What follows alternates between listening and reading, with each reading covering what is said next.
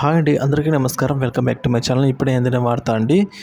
TDP ఆఫీసుపై దాడి, తీవ్ర ఆగ్రహంలో చంద్రబాబు. పూర్తి వివరాలను ఈ వీడియోలో తెలుసుకుందాము.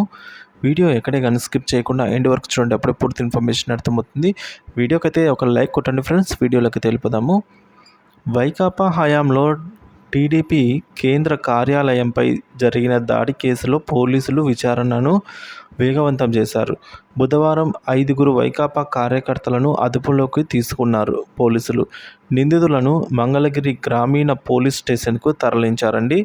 వీరిలో గుంటూరుకు చెందిన వెంకట్రెడ్డి, మస్తాన్ వలి, దేవానందం, రాంబాబు, మొహియుద్దీన్ ఉన్నారు. 2021 అక్టోబర్ 19న తెదేపా కేంద్రం కార్యాలయంపై అయితే రాళ్ళు, కర్రలతో అయితే వైకాపా మూకలు దాడులకు తెగబడిన విషయం తెలిసిందే.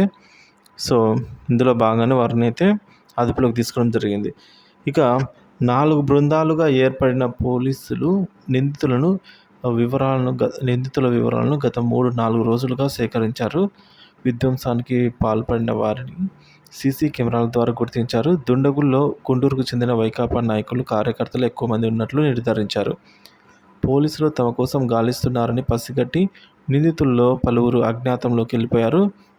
వీరిలో కొందరు తెదేపాలో చేరుతామని రాయబారులు కూడా నడిపించినట్టు సమాచారం. అయినా పోలీసులు గుంటూరుకు చెందిన కార్పొరేటర్లు, మాజీ కార్పొరేటర్లు, వైకాపా నాయకులు, విద్యార్థి విభాగం నాయకులను మంగళవారం రాత్రి అదుపులోకి తీసుకున్నట్లు తెలిసిందండి. ఇంకా వారిలో కొందరిని అరెస్ట్ చేసినట్లు సమాచారం. మరికొందరి కోసం గాలింపులు అయితే చర్యలు కొనసాగుతూ ఉన్నాయి.